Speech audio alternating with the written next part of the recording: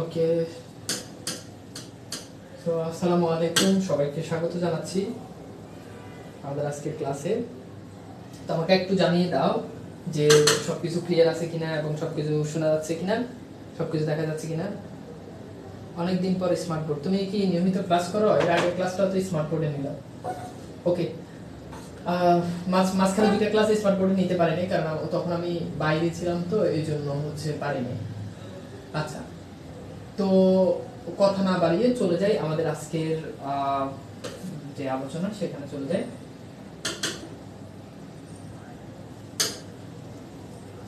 তো আমরা এর আগের ক্লাসে যেটা নিয়ে আলোচনা করতে সেটা হচ্ছে আমরা সিরাজউদ্দৌলা, আমাদের যে ইয়েটা ছিল সেটা একেবারে শেষ হয়ে গেছে। সিরাজউদ্দৌলা যে নাটকটা ছিল সেই নাটকটা প্রায় শেষ, মেবি একটা স্লাইড ছিল, সেখানে আমরা দেখি যে পলাশীযুদ্ধীন ইংরেজরা জয় হয়ে গিয়েছে এবং নবাবের যে পরাজয় অলমোস্ট প্রায় শেষ করে ফেলেছি। তো আগের ক্লাসে আমার মনে হয় যে আমরা মোটামুটি আমাদের যে সিরাজউদ্দৌলা যে নাটকটা রয়েছে সেই নাটকটা সম্পর্কে আমরা মোটামুটি একটা ধারণা পেয়েছি। আমার বিশ্বাস যে তোমরা মোটামুটি একটা ভালো ধারণা পেয়েছো। তো যাই হোক, আজকে আমরা সেই জায়গাটাতে না গিয়ে আজকে আমরা শুরু করবো আমাদের সমাসের বেশ কিছু অংশ বাকি ছিল, ঠিক আছে? ওকে, তো সেই বাকি থাকা অংশটা ভাই আমি কোর্সে নতুন আমার কিছু পরামর্শ দিই। আগের ক্লাসগুলো অ্যানাউন্সমেন্টের ক্লাসগুলো লিংক দেওয়া আছে, এক থেকে করে ফেলবা। ওকে, আচ্ছা, তো ঠিক আছে। আর তোমার জন্য আরেকটা নির্দেশনা হচ্ছে, আরেকটা পরামর্শ হচ্ছে যে একই কমেন্ট 4-5 বার করবে না, সর্বোচ্চ 2 বার। আচ্ছা, এইবার চলো তাহলে আমরা আজকে আমাদের সমাসের যে বাকি অংশটা রয়েছে, সমাসের সেই বাকি অংশটা নিয়ে আমরা আলোচনা করি। ফার্স্ট অফ অল আমরা একটা সমাস শিখি, সেই সমাসটার নাম হচ্ছে নিত্য সমাস। তো সবাই একটু খাতায় লিখো যে নিত্য সমাস। নিত্য সমাস দেখতে দেখতে আমাদের কিন্তু আজকে 21 নাম্বার ক্লাস সম্ভবত চলছে, তার মানে কিন্তু আমরা প্রায় শেষের দিকে চলে গিয়েছি, বুঝতেই পারতেছো। ওকে, সো চলো আমরা খাতায় লিখি নিত্য সমাস। তো আজকে আমরা যে সমাসটা নিয়ে আলোচনা করব সেটা হচ্ছে নিত্য সমাস। তো প্রথমত তোমাদেরকে এই নিত্য সমাসটা বুঝতে হবে যে নিত্য সমাস আসলে সমাসের ক্ষেত্রে একটা সমস্ত পদ দেবে, তোমাকে সেটা নির্ণয় করতে হবে। তো মনে রাখবা, যদি কোনো সমাসের শেষে অন্তর থাকে কিংবা যদি কোনো সমাসের শেষে মাত্র থাকে তাহলে মোটামুটি বলা চলে সেটা নিত্য সমাস। যেমন তুমি খেয়াল করে দেখো, ধরো আমি লিখলাম যে গ্রামান্তর, তাহলে দেখো এই যে গ্রামান্তর, এখানে দেখো শেষে অন্তর আছে, গ্রাম যোগ অন্তর, গ্রামান্তর।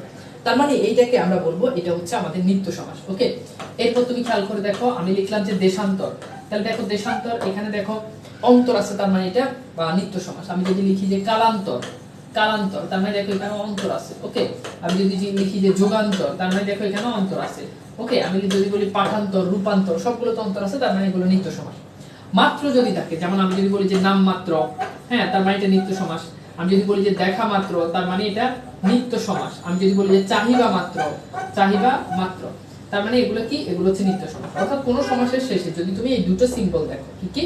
ফার্স্ট অফ অল এক নাম্বার হচ্ছে কি, তুমি যদি অন্তর দেখো, এন্ড হচ্ছে তুমি যদি মাত্র দেখো, এই অন্তর মাত্র এই দুটো জিনিস দেখলে সেটা মোটামুটি নিত্য সমাস। ওকে, আচ্ছা ভাইয়া, আগে সমাসের ক্লাসগুলো না করে কি জানি, আগে সমাসের ক্লাসগুলো না করে কমেন্টটা চলে গেছে। আচ্ছা ভাই, আমি এই কোর্সের নতুন রেকর্ড ক্লাসে দেখে নিব। যারা কোর্সের নতুন তারা রেকর্ড ক্লাস দেখে নিবে। কোর্সের নতুন এখানে এসে মানে কোর্সের নতুন নতুন এখানে এসে চিল্লাচিল্লি করে কোনো লাভ আছে? অ্যানাউন্সমেন্টে ক্লাসগুলো দেওয়া আছে যেগুলো হয়ে গেছে সোজা হিসাব একটাই ক্লাস করবা। এখানে এসে বারবার ভাই আমি নতুন নতুন, তোমার কেউ বলছে কোর্সের মাঝখানে এসে ভর্তি হইছো আগের ক্লাস করবা, সোজা কথা। এটা নিয়ে কেউ আর কোনো কথা বলবে না। আচ্ছা, এইবার প্রশ্ন হচ্ছে প্রতিদান কবিতাতে তো একবার পড়াইছেন, আমারও মনে হয় একবার পড়াইছি, কিন্তু একজন বললো যে পড়ানো হয়নি। প্রতিদান কি পড়াইছি একটু বলো তো? আমার যত মনে পড়ে একটা মেয়ে আজকে আমি কমেন্ট করছি বলছে প্রতিদান পড়ানো হয়নি। সাউন্ড কেমন জানি লাগছে, শোনা যাচ্ছে না ভালোভাবে। সাউন্ড প্রবলেম হওয়ার তো কথা না। আচ্ছা, তো ঠিক আছে, আমরা একটু দেখি যে এই দুটো জিনিস। এখন প্রশ্ন হচ্ছে আমাদের পরীক্ষাতে বলবে ব্যাস বাক্য করার জন্য। তো মনে রাখবা যদি সমাসের শেষে অন্তর থাকে তাহলে সেখানে ব্যাস বাক্য অন্য আসবে। কি আসবে? অন্য আসবে। আচ্ছা জি, প্রতিদান পড়াইছেন, থ্যাংক ইউ। আচ্ছা তাহলে দেখো অন্য আসবে মানে অন্তর থাকলে অন্য আসবে। তাহলে গ্রামান্তর এটার ব্যাস বাক্য কি? এটার ব্যাস বাক্য হচ্ছে অন্য গ্রাম। এটার ব্যাস বাক্য কি হবে বলো? অন্য গ্রাম। ওকে, তাহলে দেশান্তর এটার ব্যাস বাক্য কি হবে বলো? অন্য দেশ। তাহলে এইবার তোমরা এই কালান্তর আর যোগান্তর এই দুটোর ব্যাস বাক্য করো তো দেখি পারো কিনা। এই দুটোর ব্যাস বাক্য করো। একজন বলছে পড়ার নাই, জুথি একটা পড়ানো হয়েছে, পড়ানো হয়েছে। ওকে, এইবার বলো যে কালান্তর আর যুগান্তর এই দুটো সমাস কি হবে বলো। এই দুটোর ব্যাস বাক্য করো। আচ্ছা তাহলে দেখো কালান্তর এটার ব্যাস বাক্য কি হবে বলো তো? অন্য কাল। কি হবে বলো? অন্য কাল। ওকে, আর যুগান্তর এটার ব্যাস বাক্য হবে কি? হবে অন্য যুগ। হবে কি? অন্য যুগ। ফাইন। আচ্ছা এইবার আসো, যদি মাত্র থাকে তাহলে ব্যাস বাক্য হবে কেবল। ব্যাস বাক্য কি হবে বলো? কেবল। মাত্র থাকলে কেবল, আর অন্তর থাকলে অন্য। তাহলে দেখো তো নাম মাত্র এটার ব্যাস বাক্য কি হবে বলো? কেবল নাম। এটার ব্যাস বাক্য কি হবে? কেবল নাম। তাহলে দেখো দেখা মাত্র এটার ব্যাস বাক্য হবে কি? কেবল দেখা। চাহিবা মাত্র এটার ব্যাস বাক্য হবে কেবল চাহিবা। তোমরা করো। এক নাম্বার বলা মাত্র এটার ব্যাস বাক্য কি হবে? বলা মাত্র। দুই নাম্বার দর্শন মাত্র। দর্শন মাত্র। এই দুটোর ব্যাস বাক্য করো।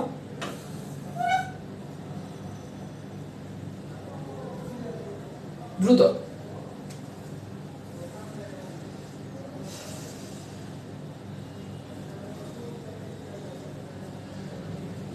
দ্রুত এই দুটোর ব্যাস বাক্য করো। একটা হচ্ছে বলা মাত্র আর একটা হচ্ছে দর্শন মাত্র।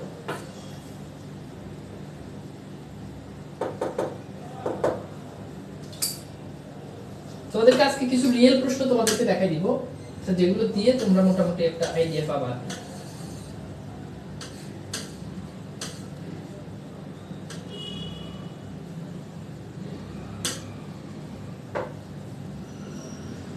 ওকে, তাহলে বলা মাত্র এটার ব্যাস বাক্য হচ্ছে কি? কেবল বলা।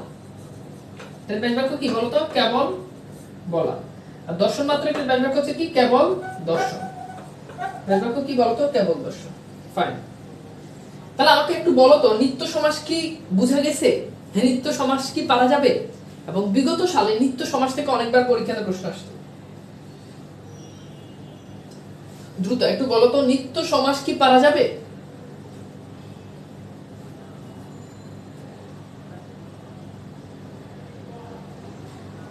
নিত্য সমাস কি পারা যাবে? নিত্য সমাস ক্লিয়ার কিনা?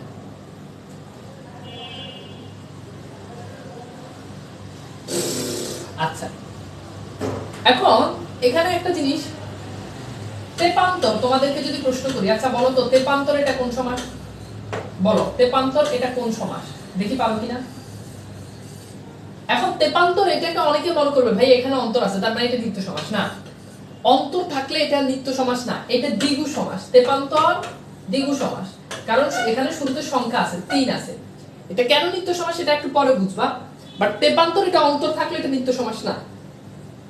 আচ্ছা এরপর চলো আমরা একটু খাতায় লিখি দ্বিগু সমাস।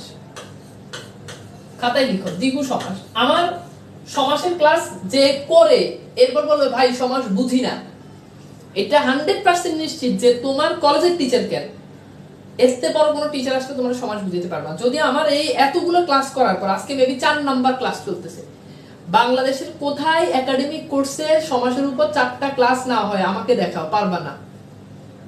টু বি অনেস্ট পারবা না। 4টা ক্লাস 4টা ক্লাস সমাসের উপর, প্রত্যেকটা জিনিস আগে সমস্ত পদ আইডেন্টিফাই করার কৌশল, এরপর ব্যাস বাক্য করার কৌশল, সবগুলো জিনিস।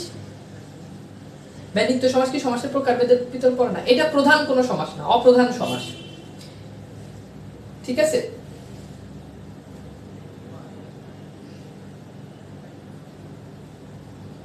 তো প্রথম থেকে সমাসের ক্লাসগুলো করলে পারবা। তো চলো আমরা একটু আলোচনা করি আবার দ্বিগু সমাস নিয়ে। কি সমাস? দ্বিগু সমাস। তো দ্বিগু সমাসের শুরুতে কথা হচ্ছে, দ্বিগু সমাসের ক্ষেত্রে মনে রাখতে হবে যেখানে শুরুতে সংখ্যা থাকে। কি থাকে বলো? সংখ্যা থাকে। এবং সংখ্যা তো থাকে, এবং এই সমাসে পরপদের প্রাধান্য পায়। আমরা এটা একদম প্রথম ক্লাসে জেনেছি যে দ্বিগু সমাসে কোন পদের অর্থে প্রাধান্য পায়? পরপদের অর্থে প্রাধান্য পায়। এই দুটো জিনিস আমাদেরকে মনে রাখতে হবে, যে একটা হচ্ছে যে সংখ্যা থাকে, আর একটা হচ্ছে আমরা দেখতে পাবো যে দ্বিগু সমাসে কি হবে? দ্বিগু সমাসে পরপদের অর্থে প্রাধান্য পাবে। ঠিক আছে, এইবার চলো আমরা একটু জিনিসটা একটু দেখি। প্রথম কথা হচ্ছে সংখ্যা থাকবে মাস্ট। এখন ধরো, খুব ভালো করে খেয়াল করো, ধরো আমি লিখলাম চৌরাস্তা। এখন ভাইয়া তুমি খেয়াল করে দেখো তো চৌরাস্তাতে এখানে দুটো জিনিস মিল আছে কিনা দেখো। শুরুতে সংখ্যা, চৌ মানে হচ্ছে 4, তাহলে দেখো তো শুরুতে সংখ্যা 4 আছে। এখন চৌরাস্তা বলতে তুমি কি 4কে বুঝো না রাস্তাকে বুঝো? বলো। অবশ্যই রাস্তাকে বুঝো। তাহলে দেখো পরপদের অর্থের প্রাধান্য পাচ্ছে। দেখো আমি লিখলাম ষড়ঋতু, তাহলে দেখো তো ষড়ঋতু। এখন খেয়াল করে দেখো ষড় মানে কি? 6, তাহলে দেখো শুরুতে সংখ্যা আছে, 6 আছে। এখন ষড়ঋতু বলতে কি 6কে বুঝো না ঋতুকে বুঝো? অবশ্যই তুমি কি বুঝো? ঋতুকে বুঝো। তাহলে দেখো পরপদের অর্থের প্রাধান্য পাচ্ছে। আচ্ছা, আমি লিখলাম সপ্তাহ। এখন সপ্তাহ মানে কি? অহ মানে হচ্ছে দিন, তাহলে দেখো তো শুরুতে সংখ্যা 7 আছে। এখন সপ্তাহ বলতে কিন্তু তুমি অহকে বুঝো, মানে পরপদ। অহ মানে হচ্ছে দিন, দিনের অর্থের প্রাধান্য পাচ্ছে। তাহলে দেখো তো সবগুলো সমাসে শুরুতে সংখ্যা পরপদের অর্থের প্রাধান্য পাচ্ছে। সবগুলো সমাসে কি? শুরুতে সংখ্যা পরপদের অর্থের প্রাধান্য পাচ্ছে। পঞ্চনদ, খেয়াল করে দেখো শুরুতে 5 আছে। এখন পঞ্চনদ বলতে কি 5কে বুঝায় না নদকে বুঝায়? অবশ্যই নদকে বুঝায়। তার মানে কোন সমাস বলতো? দ্বিগু সমাস। কনফার্ম কোন সমাস? দ্বিগু সমাস। কোন সমাস? দ্বিগু সমাস। নবরত্ন। এখন নবরত্ন, নব মানে কি? 9, রত্ন মানে রত্ন। নবরত্ন বলতে কিন্তু ওই 9টা রত্নকে বুঝায়। তার মানে শুরুতে সংখ্যা, রত্নের অর্থের প্রাধান্য পাচ্ছে। এখন জিনিসটা খুব সিম্পল, যে তুমি এখানে এখন তুমি কিন্তু নিজেই এখন সমাসগুলো আইডেন্টিফাই করতে পারবা। আগে তুমি সমাস বুঝছো, আইডেন্টিফাই করতে পারছো, এখন দ্বিগু সমাস। এখন ব্যাস বাক্য কিভাবে করবা? দ্বিগু সমাসে ব্যাস বাক্য করার ক্ষেত্রে সমাহার যুক্ত করা হয়। স্কুল কলেজে যখন তোমরা পড়ছো তখন টিচাররা তোমাদেরকে পড়াইছে সমাহার থাকলে দ্বিগু সমাস। আরে ভাই, সমাহার থাকলে দ্বিগু সমাস, এটা তো ঠিক আছে, কিন্তু পরীক্ষাতে যদি তাই চৌরাস্তা, এখন চৌরাস্তা দেখে তুমি কেমনে বুঝবে এখানে সমাহার আছে নাকি এখানে কি আছে? তুমি তো বুঝার তো কোনো ওয়ে নাই। কাজে আগে তুমি সমাস আইডেন্টিফাই করো, এরপর তুমি ব্যাস বাক্যের দিকে যাও। এখন চৌরাস্তা, এটার ব্যাস বাক্য হবে কি? 4 রাস্তার সমাহার। কথা বলে এটা ব্যাস বাক্য কি হবে? 4 রাস্তার সমাহার। দ্যাটস ইট, আমার ব্যাস বাক্য হয়ে গেছে। তাহলে আমি যদি ব্যাস বাক্য করি ষড়ঋতুর, তাহলে কি? 6 ঋতুর সমাহার, আমার ব্যাস বাক্য হয়ে গেছে। 6 ঋতুর সমাহার, আমার ব্যাস বাক্য হয়ে গেছে। সপ্তাহের সমাহার কি? সপ্তাহ অহের সমাহার, অহের সমাহার। তাহলে পঞ্চনদ আর নবরত্ন এই দুটোর ব্যাস বাক্য তোমরা করো তো দেখি, পারো কিনা? তেপান্তরটা বুঝি নাই। এবার আসো আমরা একটু তেপান্তরটা বুঝি। দেখো তেপান্তর, এটা কিভাবে দ্বিগু সমাস হলো? শুরুতে সংখ্যা 3 আছে। এখন তেপান্তর বলতে 3টা প্রান্তরকে বোঝায়। ধরো এটা একটা প্রান্তর, এটা একটা প্রান্তর, এটা একটা, এরকম 3 মাথা যেখানে একসাথে, তেপান্তর। তাহলে দেখো এখানে প্রান্তরকে বোঝাচ্ছে, পরপদের অর্থের প্রাধান্য পাচ্ছে।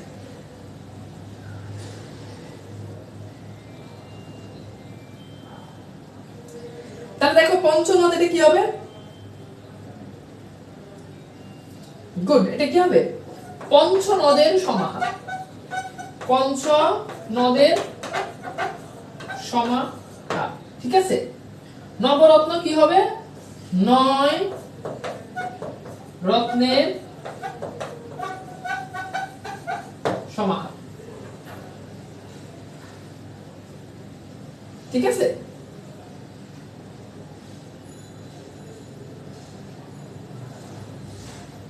এইবার বলো দ্বিগু সমাস থেকে যদি পরীক্ষাতে প্রশ্ন আসে, ভুল করবা? বলো তো সোনামণিরা।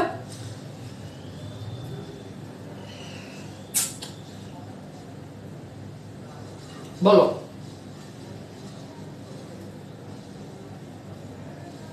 আচ্ছা, একজন বলছে 5 দিলে হবে। 5 নদের সমাহার, মানে এখানে আছে পঞ্চ, তাহলে তুমি 5 কেন দিবে? এখন এখানে এখানে তুমি ষড় ঋতুর সমাহার বলা যায় না। পঞ্চ নদের সমাহার দিলেও মানে 5 নদের সমাহার দিলেও ভুল হবে না, কিন্তু সুন্দর হচ্ছে পঞ্চ নদের সমাহার। কাজে তুমি এখানে আছে পঞ্চ নদ, তুমি 5 কেন দিবে? ঠিক আছে, পারবা? ধরে ধরে এভাবে ভালো করে আর কই পড়বা বলো? তবু যদি আমি ভালো না, কি হবে বলো? আচ্ছা, ক্লিয়ার, ওকে ফাইন। এইবার একটা কনফিউশন ক্লিয়ার করি, সেটা হচ্ছে আমাদের যে দ্বিগু সমাস আছে, এই দ্বিগু সমাসের সাথে একটা সমাসের প্যাচ লাগে, সেটা হচ্ছে সংখ্যাবাচক বহুব্রী। বহুব্রী তোমাদেরকে সংখ্যাবাচক বহুব্রী পড়াইছি। এখন সংখ্যাবাচক বহুব্রী এর সাথে প্যাচটা কিভাবে লাগে এটা তোমাকে একটু আগে বুঝাই। দেখো, দ্বিগু সমাস আমরা সবাই জানি যে এখানে শুরুতে সংখ্যা থাকে এবং এখানে পরপদের অর্থে প্রাধান্য পায়। প্যাচটা হচ্ছে এই জায়গায় সংখ্যাবাচক বহুব্রী, এটা বহুব্রী সমাসের একটা প্রকার। তো এখানেও তোমার সংখ্যা থাকে শুরুতে, এই জন্য হচ্ছে প্যাচ, যে দুইটা সমাসের শুরুতে সংখ্যা থাকে। কিন্তু আমরা তো জানি বহুব্রী সমাসে কোন পদের অর্থে প্রাধান্য পায়, বারবার বলেছি অন্য পদের অর্থে প্রাধান্য পায়। তাহলে বিষয়টা তোমাকে বুঝতে হবে, এখানে পরপদের অর্থের প্রাধান্য পাচ্ছে। যেমন তুমি দেখো, চৌরাস্তা, শুরুতে সংখ্যা আছে। এখন চৌরাস্তা বলতে কিন্তু এই রাস্তাকে বোঝাচ্ছে, পরপদের অর্থের প্রাধান্য পাচ্ছে। কিন্তু তুমি খেয়াল করে দেখো, আমি যদি বলি চৌচালা, আচ্ছা এখন বলো চৌচালা বলতে কি চালকে বোঝাচ্ছে, চালাকে বোঝাচ্ছে? না। ধরো তুমি যদি বলো আমাদের একটা চৌচালা আছে, তার মানে কি তোমার 4টা চালা আছে, কি বোঝাচ্ছে? আমার একটা চৌচালা আছে, তার মানে আমার একটা ঘর আছে। তাহলে দেখো, পূর্বপদ পরপদ কোনোটাকেই বোঝাচ্ছে না, অন্য পদের প্রাধান্য পাচ্ছে। এই যে দেখো, দুটাতেই একটা জিনিস কমন, চৌ চৌ, কিন্তু আনকমন একটা জায়গায়, সেটা হচ্ছে এখানে পরপদের অর্থ প্রদান, এখানে অন্য পদের অর্থ প্রদান। এখন তুমি দেখো, ধরো আমি লিখলাম পঞ্চনদ, পঞ্চনদ বলতে কিন্তু নদকেই বুঝায়। কিন্তু যদি বলি পঞ্চগড়, এবার বলো পঞ্চগড় বলতে কি গড়কে বুঝায়? না ভাইয়া, পঞ্চগড় বলতে আমরা বুঝাই একটা জেলাকে। কি বুঝায়? একটা জেলাকে। তাহলে দেখো, সংখ্যাবাচক বহুব্রী আর দ্বিগু সমাসের পার্থক্যটা তোমাকে বুঝতে হবে। এখন এটার ব্যাখ্যা আমরা জানি সমাহার যুক্ত করলে, আর এখানে যুক্ত করতে হবে সংখ্যাবাচক বহুব্রী, কিন্তু সমাহার যুক্ত করবে না, এখানে লিখতে হবে জাল। তাহলে চৌচালা বা চৌচাল জাল বা চৌচালা জাল, পঞ্চগড় জাল, কি হবে? পঞ্চগড় জাল। বুঝতে পেরেছো? আমি যদি বলি 12 হাতি, 12 হাতি, 12 হাতি, তো 12 হাতি, 12 দিয়ে অনেকগুলো অভিধানের শব্দ আছে, ওকে? 12 হাতি, 12 বনিতা, মানে 12 বনিতা মানে হচ্ছে যেটাকে তোমরা বলো 12 বাতারি। এটা আসলে এটা হচ্ছে 12 বনিতা। 12 বনিতা মানে হচ্ছে বেশ্যা, পতিতা টাইপ নারী আর কি।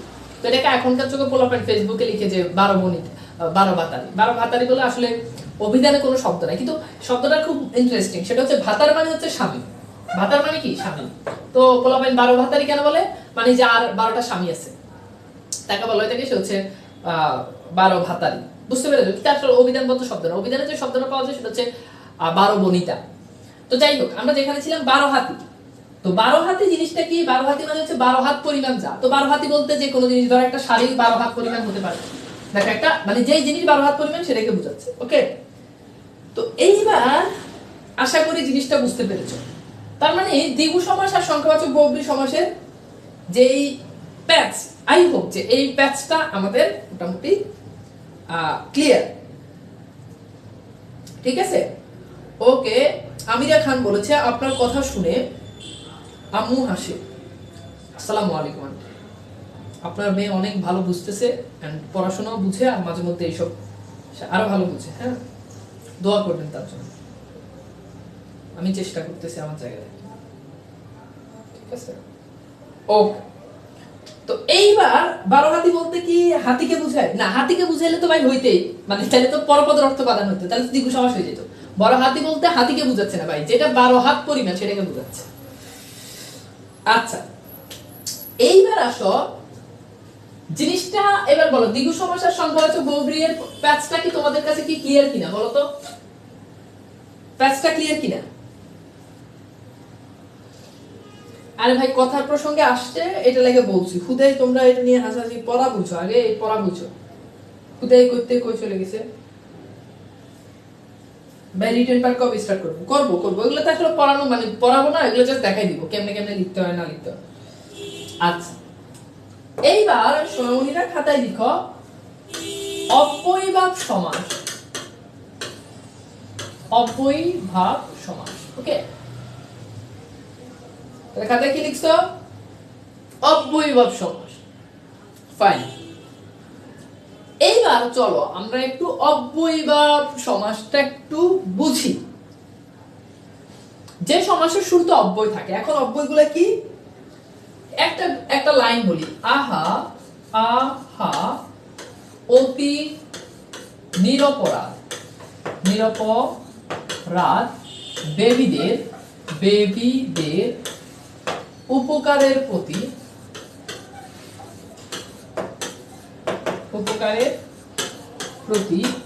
যথাযথ অনুগ্রহ থাকা উচিত। এই লাইনটা একটু মনে রাখতে হবে, আহা অতি নিরপরাধ বেবিদের উপকারের প্রতি যথাযথ অনুগ্রহ থাকা উচিত। এটার মানে কি? যদি কোনো সমাসের শুরুতে যে আ থাকে, হা থাকে, অতি থাকে, নি থাকে অথবা নীর, নিরপরাধের নীর, বে থাকে, বি থাকে, উপ থাকে, প্রতি থাকে, যথা থাকে, অনু থাকে, এরপর হচ্ছে উচিতের উ থাকে, এই অব্যয়গুলো যদি সাধারণত কোনো সমাসের শুরুতে থাকে তো সেই সমাসকে বলা হয় থাকে সেটা হচ্ছে অব্যয়ভাব সমাস। মানে এগুলো সবগুলো অব্যয়। যে সমাসের শুরুতে একটা অব্যয় থাকে, অব্যয় যে সমাসের শুরুতে থাকবে ওই সমাসটাকে বলা হয় অব্যয়ভাব সমাস। এখন সেই অব্যয়গুলো কি কি? এখানে আমি তোমাদেরকে আরো সুন্দর করে এখানে তোমাদেরকে আমি স্লাইডে যদি জিনিসটা যদি দেখাই তাহলে তোমরা আরো ভালো বুঝতে পারবে। এখানে ভাই তুমি খেয়াল করে দেখো, লেখা হচ্ছে যে আহা, হ্যাঁ, আহা অতি নিরপরাধ বেবিদের আহা অতি নিরপরাধ বেবি দুটি উপকারের প্রতি, উপকারের প্রতি যথাযথ অনুগ্রহ থাকা উচিত। এই যে তুমি খেয়াল করে দেখো, এই যে দুটি দু দিয়ে, যেমন দুর্ভিক্ষ, উপ দিয়ে উপনদী, উপসাগর, উপগ্রহ, উপবন, প্রতি বলতে প্রতিদিন, প্রতিদান, প্রতিবাদ, যথা বলতে যথারীতি, যথাবিধি, যথাযোগ্য, যথা অনুগত, অনুগমন, অনুদান, অনুপক্ষে, উ বা উদ বলতে উদ্বেগ, উচ্ছৃঙ্খল, উচ্ছিন্ন। তার মানে ভাইয়া এরকম অব্যয়গুলো যখন তুমি পাচ্ছ তখন সেগুলোকে বলছি সেগুলো হচ্ছে অব্যয়ভাব সমাস। কি সমাস বলো তো ভাইয়া? অব্যয়ভাব সমাস। এখন চলো আমরা একটু ব্যাস বাক্যগুলো একটু দেখি। যেমন তুমি খেয়াল করে দেখো এখানে ব্যাস বাক্যগুলো তুমি কমন সেন্স দিয়ে মিলাবা। যেমন উপ দিয়ে কি হতে পারে? উপকণ্ঠ, এটার ব্যাস বাক্য হচ্ছে কণ্ঠের সমীপে। উপকূল মানে কুলের সমীপে। উপকথা, এটার মানে হচ্ছে কথার সাদৃশ। উপদ্বীপ দ্বীপের সাদৃশ। উপবন বনের সাদৃশ। উপলক্ষ লক্ষ্যের সাদৃশ। আবার ক্ষুদ্র অর্থ প্রকাশ করে। উপগ্রহ মানে উপজে গ্রহ মানে ক্ষুদ্র যে গ্রহ। উপজাতি উপজে জাতি। উপনদী উপজে নদী। উপবিভাগ উপজে বিভাগ। তার মানে ভাইয়া এগুলো তোমাকে ভাইয়া কিছুই করা লাগবে না, জাস্ট তোমাকে কমন সেন্স খাটাতে হবে। কোনটা দ্বারা কোনটা বোঝাচ্ছে, কোনটা দ্বারা ক্ষুদ্র বোঝাচ্ছে, কোনটা দ্বারা সমীপে বোঝাচ্ছে। প্রতি দিয়ে যেগুলো হবে একটু ভাইয়া ভালো করে খেয়াল করে দেখো। যেমন ব্যক্তি বা বিপস অর্থে, যেমন প্রতিক্ষণ মানে ক্ষণে ক্ষণ, প্রতিকূল মানে প্রতিকূল, প্রতিদিন এটার ব্যাস বাক্য হচ্ছে দিন দিন, প্রতিদান এটার ব্যাস বাক্য হচ্ছে প্রতিদান মানে বিপরীত দান, প্রতিবার বারবার। এরপর দেখো প্রতিকৃতি মানে মাঝখানে হবে মানে সাদৃশ্য, প্রতিচ্ছায়া মানে প্রতিভা, সাদৃশ্য ছায়া। ঠিক আছে? সমীপ অর্থ কি? সমীপ অর্থ মানে হচ্ছে কাছে। যথা দিয়ে যেগুলো হবে, যথাবিধি, যেমন বিধিকে অতিক্রম না করে, যথা নিয়মকে অতিক্রম না করে, যথাবিধি বিধিকে অতিক্রম না করে, যথা নিয়মকে অতিক্রম না করে, যথারীতি রীতিকে অতিক্রম না করে। যথাকাল মানে হচ্ছে যথা বা নির্দিষ্ট যে কাল, যথা সময় উপযুক্ত বা নির্দিষ্ট যে সময়। তার মানে ভাইয়া এগুলো তোমাকে ব্যাস বাক্য মুখস্থ করা লাগতেছে না। দেখো তো আমি তোমাকে যদি বলি যথা নিয়ম, আচ্ছা যথা নিয়ম বলতে সাধারণত তুমি কি বুঝো ভাইয়া? যথা নিয়ম বলতে যেটা নিয়মকে অতিক্রম করে না, নিয়মের ভিতরেই যেটা থাকে। তার মানে এইটার ব্যাস বাক্য হবে নিয়মকে অতিক্রম না করে। তাহলে যথাবিধি বিধিকে অতিক্রম না করে, বিধি মানে হচ্ছে বিধান, যথারীতি রীতিকে অতিক্রম না করে, শেষ। এখন যখন আমি বলতেছি যথা সময়, তখন এই যথা সময় এটা দ্বারা কি এটা বুঝায় যে সময়কে অতিক্রম না করে? না, যথা সময়টা দ্বারা বুঝায় যে উপযুক্ত যে সময়। তার মানে এটার ব্যাস বাক্য হবে যথা মাঝখানে ব্র্যাকেট উপযুক্ত যে সময়, দ্যাটস ইট, শেষ। ঠিক আছে? তার মানে বিষয়টা বুঝতে হবে। তার মানে সমাসগুলো আসলে আমাদেরকে, অব্যয়ভাব যে সমাসগুলো রয়েছে এগুলো আমাদেরকে পড়তে হবে। যেমন এই যে আ দিয়েছে সব ইয়েগুলো, যেমন আকণ্ঠ মানে কণ্ঠ পর্যন্ত, আ মানে অবধি কণ্ঠ, আজানু বা আ জানু বা অবধি জানু, আকণ্ঠ, আমৃত্যু মানে অবধি মানে মৃত্যু অবধি। এইভাবে তোমাকে এগুলো পড়তে হবে। আবাল বিদ্য বনিতা, এটা ব্যাখ্যা কি? আবাল বিদ্য থেকে বনিতা সবাই, মানে যেভাবে আছে এটাই একটা শব্দ দ্বারা যেটা বুঝাচ্ছে ওটার ব্যাখ্যাটাই হচ্ছে এটার ব্যাখ্যা। শেষ। নিরামিষ, নিরামিষ মানে তুমি নরমালি কি বুঝো? আমিষের অভাব। নির্ভাবনা মানে ভাবনার অভাব। নিরুৎসাহিত মানে উৎসাহের অভাব। হাবাতে মানে কি? ভাতের অভাব। আলুনি মানে কি? নুনের অভাব। শেষ। তার মানে এগুলোর ব্যাস বাক্য কিন্তু স্পেশাল কোনো নিয়ম নাই। ব্যাস বাক্যের কি নাই ভাইয়া? স্পেশাল কোনো নিয়ম নাই, যেটা আছে ওইটাই পড়বা। ঠিক আছে? তো এই জিনিসগুলো আমাদেরকে একটু করে রাখতে হবে। এরপর তুমি খেয়াল করে দেখো, এখানে আমরা কয়েকটা প্রাদি সমাস দিয়েছি। প্রাদি সমাসগুলো একটু পড়তে হবে। এখানে একটা ছন্দ দিয়েছি, প্রভাত মানে প্রকৃষ্ট রূপে যে বাদ, মানে সবগুলোর সাথে সাধারণত প্রকৃষ্ট যোগ হয়। প্রভাত, প্রকৃষ্ট যে বাদ, প্রবচন, প্রকৃষ্ট যে বচন। ঠিক আছে? ব্যাস বাক্য হচ্ছে এরকম, প্রকৃষ্ট যুক্ত করতে হবে। প্রভাতে পরিভ্রমণ কালে প্রভাত প্রবচন অনুতাপের মাধ্যমে প্রবন্ধে প্রশিক্ষিত হয়ে প্রতিকূল উন্নিদ্র অবস্থায় প্রগতি করা যাবে। এখান থেকে তুমি মিলিয়ে নাও, প্রভাত, পরিভ্রমণ, এটা খুব কম, দু চারটা সমাস আছে যেগুলো তোমাকে পড়তে হবে, প্রবচন, অনুতাপ, প্রবন্ধ। তো এই অনুতাপের কিন্তু আবার অব্যয়ভাব সমাস হয়, সো তুমি যে কোনো একটা দিলেই হয়ে যাবে। অব্যয়ভাব সমাসটাই লাগাইও, কারণ এটা মৌলিক সমাস হিসাবে এটাকে বিবেচনা করা হয়। তো এখান থেকে জাস্ট তোমরা কি করবা, এখান থেকে তোমরা প্রাদি সমাসগুলো একটু দেখে নিবা, দ্যাটস ইট, কাজ শেষ। এইবার আমাকে বলো, সমাস নিয়ে কারো কোনো প্রশ্ন আছে? এতটুকুর পরে এরপর আমরা বিগত সালের প্রশ্ন সমাধান করব। এখন আমরা বিগত সালের প্রশ্ন সমাধান করব। এইবার বলো, কারো কোনো প্রশ্ন আছে কি? একজন বলেছে, আমার প্রিয়তমা কে? কাজী স্বামী বলেছে, তোমার প্রিয়তমা কে? এটা তো আমরা জানি না বাবা। তোমার প্রিয়তমা এই গ্রুপে আছে কিনা সেটা আমরা জানি না, তাহলে তুমি কেন এখানে এই কমেন্টটা করেছো আমাকে একটু বলো। এখন তোমাকে সুন্দর করে ব্যান করে তোমাকে তোমার প্রিয়তমার বুকে পাঠিয়ে দিতে আমার খুব মন চাচ্ছে। সুন্দর করে তোমাকে ব্যান করে প্রিয়তমার বুকে তোমাকে পাঠিয়ে দিতে মন চাচ্ছে, বুঝতে পেরেছো?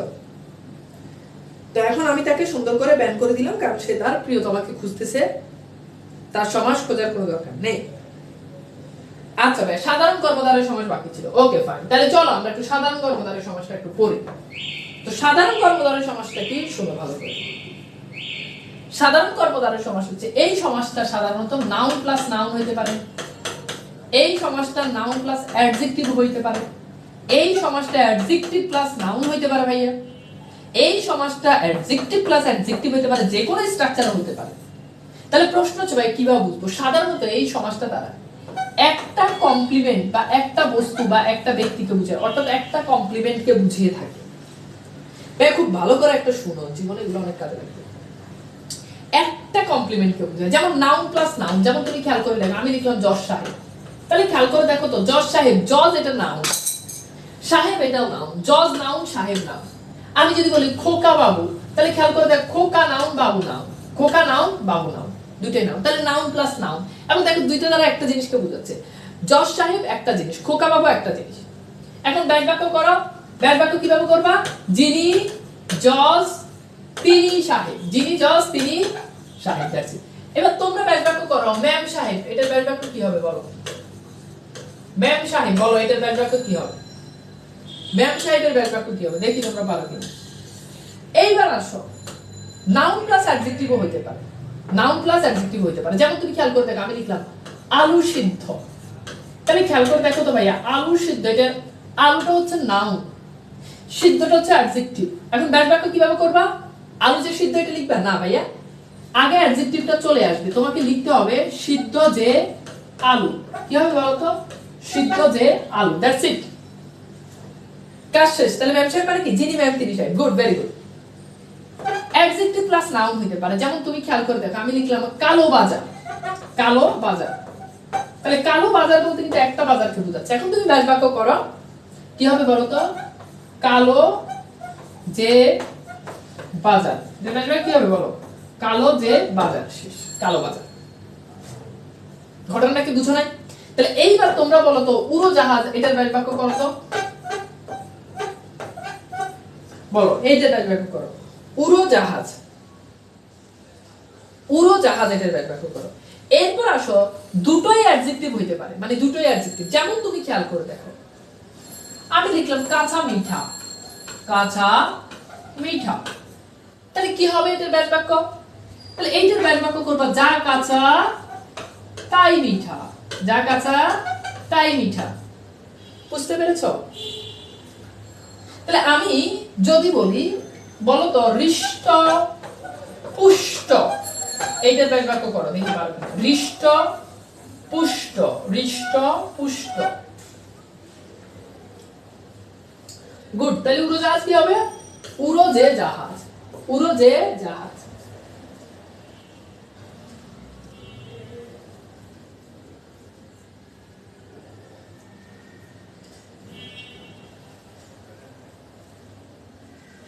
গুড। তাহলে কি হবে? যা হৃষ্ট তাই পুষ্ট, যা হৃষ্ট তাই পুষ্ট।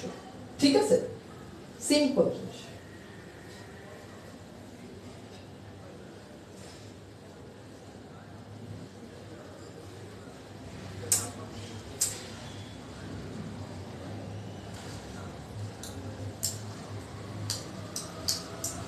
এই দেখো টক ঝাল। Good, very good. যা টক তাই ঝাল, টক ঝাল।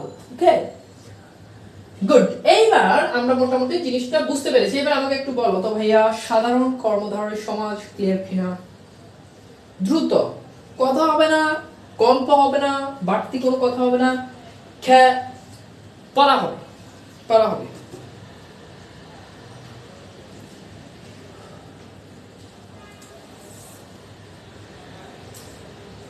বুঝছো বাবারা? ওকে, থুলি, থুলি বলেছে জি স্যার। ওকে থুলি। শামিমা ক্লিয়ার। ওকে, তো চলো আমরা তাহলে একটু পড়াশোনা করি, বিগত সালের বোর্ড প্রশ্ন সলভ করি। তো এইবার ভাই খেয়াল করে রাখো, বিগত সালের বোর্ড প্রশ্ন দিনাজপুর বোর্ড 2022 এর প্রশ্নটা আসছে। অর্থাৎ তোমাকে এখানে বলেছে অনতি বৃহৎ আলুনি উদ্দেল উপজেলার বিয়ান্তর বিপত্নিক দম্পতিতে পায়া।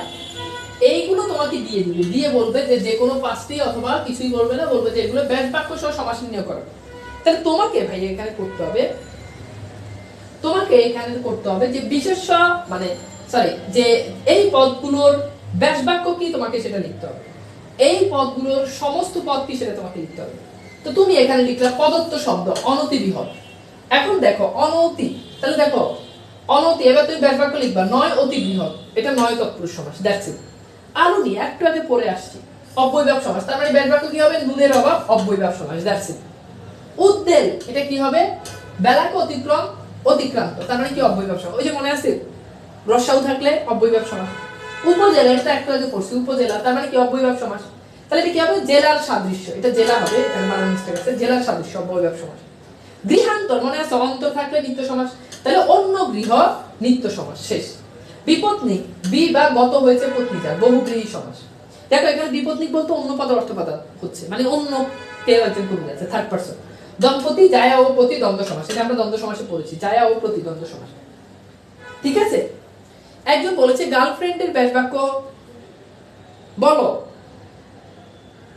আসিফ, সে বলেছে তাকে গার্লফ্রেন্ডের ব্যাস বাক্য বলেছে। এইসব ছেলেপেলেরাই গার্লফ্রেন্ডের হাতে ঝাড়া পিঠা খায়, কারণ ওর তো কমন সেন্স কম। সে গার্লফ্রেন্ডের ব্যাস বাক্য খুঁজতেছে আমার ক্লাসে ঢুকে, কপালে আছে দুঃখ, গার্লফ্রেন্ডের হাতে ঝাড়ুর বাড়ি, ঝাঁটার বাড়ি। প্রেম তো জীবনে তুই বাবা করতে পারবে না, ওর নাম কি আসিফ। তোর দ্বারা জীবনে প্রেম হবে না, কারণ তোমার ভাই কমন সেন্স কম। আর কমন সেন্স ছাড়া মেয়েরা ছেলেদেরকে পছন্দ করে না। প্রোফাইলে একটা রোমান্টিক ছবি দিয়ে রাখছে, একটা ছেলে, একটা ছোট্ট ছেলে, একটা মেয়ে শাড়ি পরা আর ছেলে পাঞ্জাবি পরা। সে নিজেকে ভাবতে সে খুব রোমান্টিক, খুব প্রোফাইল পিকচার দিলে, কিন্তু আসলে তোমার জীবনে প্রেম ভালোবাসার কিছু নাই। বুঝতে পেরেছো বাবা? কমন সেন্স খাটাও, প্রেমের অভাব হবে না। প্রোফাইলে যতই কাপল ছবি মারো, নিজের জীবন দেখবে যে অন্তঃসার শূন্য। আজীবন এভাবে গার্লফ্রেন্ড গার্লফ্রেন্ড করে ফেসবুকে ক্লাসের ভিতরে নাচবা, প্রোফাইল দিবা রোমান্টিক রোমান্টিক, কিন্তু নিজের বাস্তবে রোমান্স নাই। ঠিক আছে, ভালো হয়ে যায়, ভালো হয়ে যায়, ভালো হয়ে যায়। তো প্রশ্ন তোমাদের এইভাবে আসবে। আমরা আরো একটা বোর্ড প্রশ্ন সলভ করব। এইটা এসেছে ঢাকা বোর্ড 2022 এর প্রশ্নটা আসছে। কোথায় আসছে বলো? ঢাকা এই যে একজন এসেছে, যে তার নাম হচ্ছে আরিফুল রহমান। আরিফুল রহমান স্যার বলো, সে বলছে স্যার মাত্র আসলাম।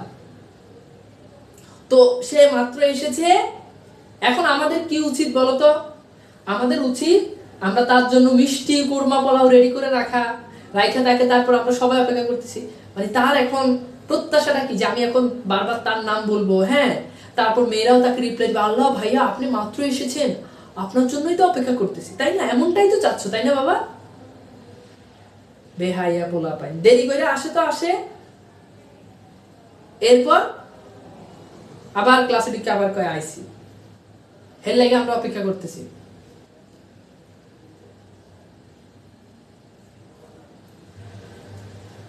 এইবার চলো আমরা একটু দেখি ঢাকা বোর্ড 2022 এর প্রশ্ন আসছে। প্রশ্নটা কি?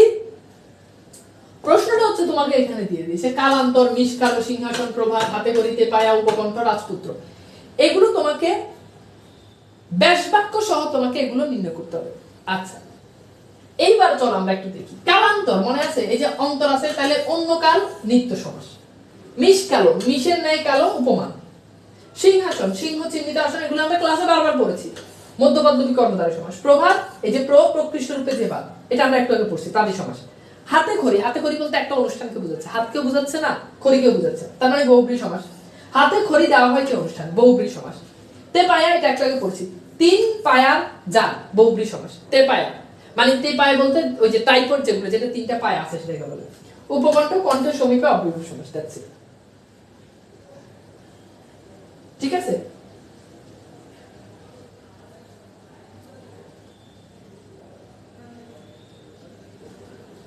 ঠিক আছে, ওকে। তো এই হচ্ছে আমাদের মোটামুটি প্রশ্ন আসবে, অর্থাৎ তোমাকে এভাবে প্রদত্ত শব্দ লিখতে হবে, ব্যাস বাক্য লিখতে হবে, সমাসের নাম তোমাকে লিখতে হবে। ঠিক আছে? জিনিসটা কিন্তু খুবই সহজ। প্রাদি সমাস কখন পড়াবে? এই যে একটু আগে প্রাদি সমাসে তোমাদেরকে স্লাইড দেখাই দিছি, ব্যাস বাক্যগুলো বলে দিছি, হ্যাঁ, প্রবাদ, প্রকৃষ্ট যে বাদ, এই যে এখানে তো টেকনিক দিয়ে দিছি। ওকে, আচ্ছা, সো আমাকে একটু বলো যে মোটামুটি আমাদের সমাস শেষ, আমাদের সমাস শেষ। তো সবাই আমাকে একটু জানিয়ে দাও যে সমাসের ক্লাসগুলো কি তোমরা নিয়মিত করেছো কিনা, বা সমাসের ভয়টা আসলে দূর হয়েছে কিনা। আসলে ব্যাপারটা হচ্ছে, আচ্ছা, সুপসুপা সমাস কি, ওগুলা থেকে পরীক্ষাতে প্রশ্ন আসে না। সুপসুপা সমাস থেকে পরীক্ষাতে প্রশ্ন আসে না। ঠিক আছে? তেপায়া দ্বিগু সমাস হতে পারে না, তেপায়া কোনোভাবে দ্বিগু সমাস হতে, কারণ তেপায়া বলতে পায়াকে বোঝাচ্ছে না। তেপায়া বলতে যার তিনটা পায়া আছে, এভাবে চৌপায়া মানে যার চারটা পায়া আছে। ওকে, আচ্ছা, জি করছি সব ক্লাস। ওকে, গুড, ভেরি গুড। ভাই বক্সের মধ্যে উত্তর করতে হবে না, তুমি বক্সের মধ্যে উত্তর করতে হবে এমনটা না, তুমি চাইলে মানে লিখে লিখে টান দিয়ে দিয়ে করতে পারো, বক্সে করতে হবে এমনটা না। এখানে আমরা সুবিধার্থে বক্স দেখালাম। ঠিক আছে, ওকে, আলহামদুলিল্লাহ, প্র্যাকটিস করলে প্রবলেম হবে না ইনশাআল্লাহ। ঠিক আছে, সো ভালো থাকবা, সুন্দর সুস্থ থাকবা। সমাজের ক্লাস শেষ, বিশাল একটা জিনিস শেষ। পরবর্তীতে আস্তে আস্তে আমরা বাকি জিনিসগুলো পড়ে ফেলবো। সবার জন্য অনেক অনেক ভালোবাসা, শুভকামনা। আল্লাহ হাফেজ।